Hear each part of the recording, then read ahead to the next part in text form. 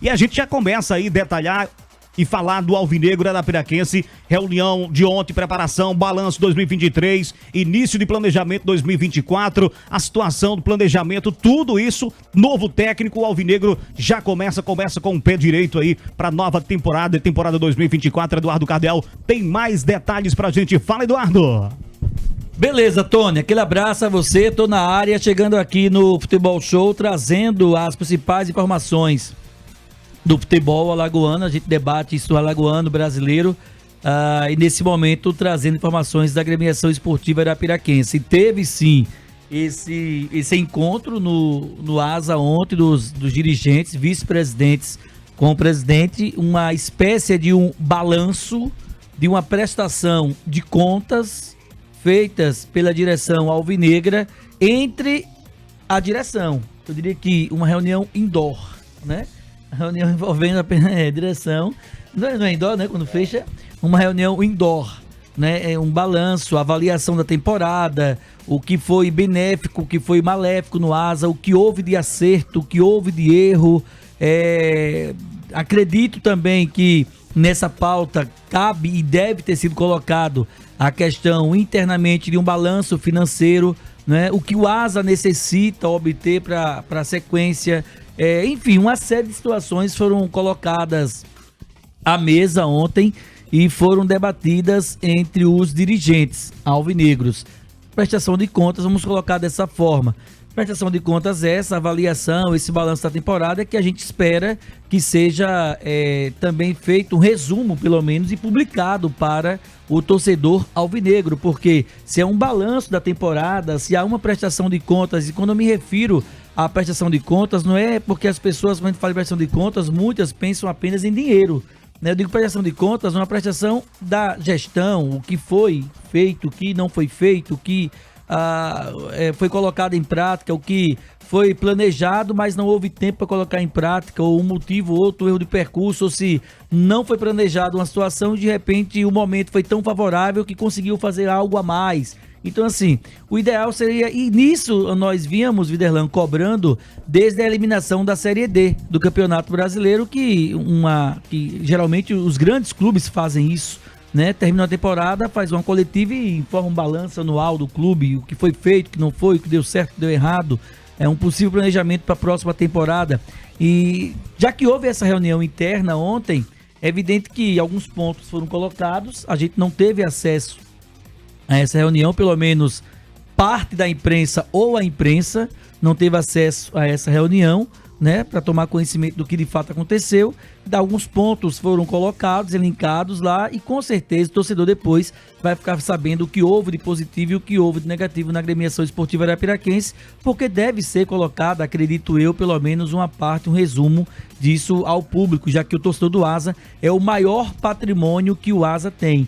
E prova disso é que quando o ASA faz agora a campanha, o torcedor chega junto para colaborar. Então prova que o maior patrimônio do ASA é justamente o ASA, e ele quer também esse momento de saber, né, o que pensa a direção do ASA do que foi durante a temporada 2023. Em relação ao técnico Leandro Senna, hoje eu fui procurado pela assessoria. Aliás, eu venho procurando a assessoria de imprensa do ASA desde a semana passada, inclusive solicitando. Eu vou deixar bem claro aqui, porque o torcedor nos questiona e a gente deve satisfação ao torcedor. A gente sim, né? Se a gente fala as coisas no ar aqui, se expõe, né? Não é, Clevânio? A gente deve uma satisfação ao torcedor, porque assim como o torcedor é o patrimônio do ASA, o torcedor passa a ser um patrimônio nosso em relação a internautas, a ouvintes, que são eles que nos dão essa força e essa responsabilidade de estarmos aqui todos os dias, de segunda às sextas-feiras, trazendo informações. Então eu solicitei no início da semana, para ser mais preciso, na semana passada, início da semana, uma entrevista com alguém do setor patrimônio do ASA, para a gente mostrar, expor para o torcedor, para ele tomar conhecimento amplamente da reforma que o ASA está fazendo lá no CT do Bálsamo, né? A reforma, a ampliação dos campos, a construção de 20 apartamentos para os jogadores, comissão técnica ficarem alojados, enfim. Mas houve uma incompatibilidade na agenda de um responsável pelo Departamento de Patrimônio do ASA para vir falar conosco. e aí ficou para possivelmente na próxima quarta-feira, na próxima semana, caso essa compatibilidade, né, na agenda, alguém tenha um espaço aí a minha tá cheia de espaço. A minha agenda tá cheia sempre de espaço, né, para falar com a gente mostrar ao torcedor, até porque é a semana do aniversário do Asa, né? Então, assim, já que tá, de certa forma, a gente não tem conhecimento e nem foi colocado ainda público do que pode acontecer nessa comemoração do aniversário do Asa, tá muito acanhado, a gente tenta trazer para o Asa trazer para o torcedor o que o Asa está fazendo, né? Que é justamente essa questão do patrimônio, que eu acho que é de extrema relevância, essas obras que acontecem lá no CT do Bálsamo. Mas aí, foi comunicado hoje que seria amanhã essa entrevista, para ele já colocar amanhã no ar, inclusive, mas infelizmente o torcedor, mais uma vez, vai ficar sem ter o conhecimento daquilo durante essa semana, porque na próxima semana a gente vai trazer aqui com imagens, caso haja essa disponibilidade de tempo para que alguém vá conosco lá no CT e que mostre, que fale sobre essa evolução do patrimônio do Asa, que é de extrema importância para o torcedor tomar conhecimento de tudo que está acontecendo e ele passar a ficar mais apaixonado pelo clube que ele torce, porque isso de certa forma agrega também valores. Então, vamos aguardar a próxima semana para que o torcedor tenha conhecimento. Em relação ao Leandro Senna, a assessoria de imprensa do Asa hoje me comunicou que o Leandro Senna amanhã vai fazer visitas às emissoras de Arapiraca, e nós fomos contemplados também, desta vez, evidentemente, mais uma vez, para que o Leandro Senna esteja aqui conosco, falando sobre essa questão da contratação dele pelo Asa, planejamento, enfim, vai conversar com o torcedor alvinegro amanhã aqui em estúdio conosco. Isso é importante porque o torcedor vai ter a oportunidade de fato, verdadeiramente, ver o que pensa o Leandro Senna com essa pleia de profissionais que aqui estão apostos, que atuam verdadeiramente no jornalismo esportivo, fazendo questionamentos e, evidentemente, também projetando a temporada 2024 para o gigante arapiraquense. Nomes de jogadores. Alguns nomes já começaram a ser colocados à mesa para uma avaliação interna. Com a contratação do Leandro Senna, a coisa vai ficar, acredito eu, que mais célere na tomada de decisão, porque vai apresentar o nome lá, Clevane Henrique, camisa 10, canhoto. Rodado, camisa 10, canhoto. Joga fácil na bola, tem uma boa leitura de jogo, boa bola parada, é um cabeça pensando. Fisicamente joga um tempo joga um jogo todo mais 2 minutos. Mais boa parte do outro. E aí o Leandro Senna vai dizer bem assim: esse eu conheço, esse é bom, esse serve. Pra cá, a 10 e a faixa. Então, aí, né, aprova a contratação, aí vai em busca do jogador para contratar. Então, agora eu vejo que fica mais rápida essa tomada de decisão do Asa. E aquele que não serviu, o doutor Celso foi bem claro aqui. Não tem que perder tempo. Ah, não dá, já procura outro. Já vai à caça de outro jogador para formar esse elenco. Até porque o Asa não pode perder tempo. O Asa deve iniciar a pré-temporada na segunda quinzena de novembro, como começou esse ano. Na segunda quinzena de novembro, mais tardar na primeira semana de dezembro, que eu acho, conversando com alguns fisiologistas, eu acho pouco tempo, porque segundo os preparadores físicos, de acordo com a ciência, e aí o futebol hoje está atrelado à ciência, você precisa ter no mínimo 30 dias cheio de uma pré-temporada, no mínimo dos mínimos, 30 dias cheio de uma pré-temporada, porque você vem em dezembro, você tem Natal, Ano Novo, né? Você tem sábado, domingo, que ninguém trabalha sábado, domingo, os 2 períodos, né? Dá sempre uma folga.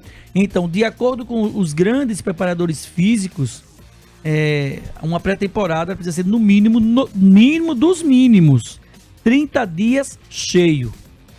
30 dias não são 28. No caso, seria meados ali a 15 de novembro, por ali. O interessante seria mais ou menos isso, né? Um exemplo, 30 dias, de 15 de novembro a 15 de dezembro. Não que seja corrido, mas você precisa de 30 dias. Os preparadores físicos, eles falam sobre isso. Isso é uma teoria, porque inclusive. tem aquela coisa, quando o jogador chega, ele não já vai logo treinar com bola. Não vai. Vai passar por avaliação física, Exatamente. avaliação médica. E tem o nível de cada um, né? Isso, perde todo o tempo. Então, assim, o correto, na minha opinião, seria já ver essas contratações até o final de outubro e até o dia 10 de novembro apresentar a rapaziada. Até porque e começar o Asa, a pré-temporada. Até porque o Asa já joga uma semana, a pré-copa do Nordeste, já em cima de janeiro. Uma né? semana já é para essa questão de avaliação, né? Física, exames médicos, tudo pede tempo. Nem sempre os jogadores chegam todos de uma só leva, geralmente chegam alguns, outros têm algumas coisas para resolver ainda, vão chegando depois, aquela coisa toda. E como disse o Cardeal, e bem colocou o doutor Celso aqui, fazer proposta para determinado jogador. Não, eu vou avaliar se dá para mim ir, eu vou conversar com meu avô, com meu tataravô, com a minha tia, com não sei o que, para ver se dá para ir. Esse para mim não serve. Contratou, deu a proposta, o cara disse, eu vou, venha-se embora para cá. Tem que estar esperando. E nem tá adulando o jogador não, meu irmão. 8, 10 dias para o jogador dar resposta, nem tá adulando o jogador. Porque não vai faltar jogador na praça aí. O Asa tem 5 competições no ano que vem. Então isso facilita também nas contratações. Agora, o Asa precisa pontuar nas contratações. Não errar como errou em 2023. Contratando jogador aqui para completar treino. Vieram alguns jogadores para o Asa aqui para completar treino. Os caras não jogaram uma partida. E aí eu não vou citar nomes aqui para não estar queimando jogador. Mas todo mundo sabe a leva de jogadores que chegaram no Asa e que esses jogadores não serviam nem para jogar aqui no Confiança. Com todo respeito ao Confiança de Arapiraca. Vamos passar para o Viderlan Araújo rapidinho comentar também. Depois a gente chama aqui o Alan Jones, que já tá com a gente. Que eu falo, mesmo pode passar. Você falou, você já desembuchou aí, dessa situação, Fala, Canhão. O André também, né, tá precisando colocar aí, né? Em cima dessa situação. Ô, André, você que tá aí já com a língua coçando, fica à vontade. Vou conceder o meu espaço para que você possa falar. Não, língua coçando e não vai fofoqueira, né? Falando sobre a pré-temporada. A pré-temporada para o jogador é a parte mais chata. O bom é jogar. A pré-temporada é a mais complicada. O tempo mínimo, 30 dias. Porque além de todos o trabalho físico, que é totalmente diferente do que era antes, não tem só a parte de fazer só apenas físico. O físico hoje é com bola, então é algo até que intercalado. Mas falando da parte fisiológica do jogador, quando se chega de férias, quando começa a treinar, e você tá na sequência de treinamentos, do treinamento físico, do treinamento com bola, e aí vai aumentando o volume de treino, você começa a sentir dor muscular. Então, naturalmente, você vai ficar mais travado. O jogador fica mais travado. E a gente se pegar os exemplos aí de todos os times, por exemplo, que tem pouco tempo de pré-temporada, nos inícios de temporadas, os jogadores estão todos travados ainda por conta da pré-temporada. Então, você vai sentindo dor. E a sequência de treinamento, junto também com alguns amistosos que os times costumam fazer, quem gosta de fazer, quem não gosta faz alguns jogos treinos, é justamente para tirar esse peso da pré-temporada para começar uma temporada já com não 100%, porque 100% o jogador só fica na sua parte física e técnica quando tá jogando, jogos oficiais especialmente. Então, a pré-temporada, se o Asa conseguir fazer especialmente para dar essa tranquilidade da parte física para o jogador mesmo, para começar a temporada, porque tem a pré-Copa do Nordeste, sem estar travado, vai ser melhor para o Asa em termos de rendimento dentro de campo. Porque ficou menos de 30 dias, pode ter certeza que vai ter problema nesse início de temporada, principalmente em termos de performance, porque o corpo ainda não se adaptou. Isso é lógico, para todos os jogadores. Se perguntar para qualquer jogador, vai falar isso, a pré-temporada é a pior parte, porque vem essas dores musculares e tem que fazer de alguma forma para...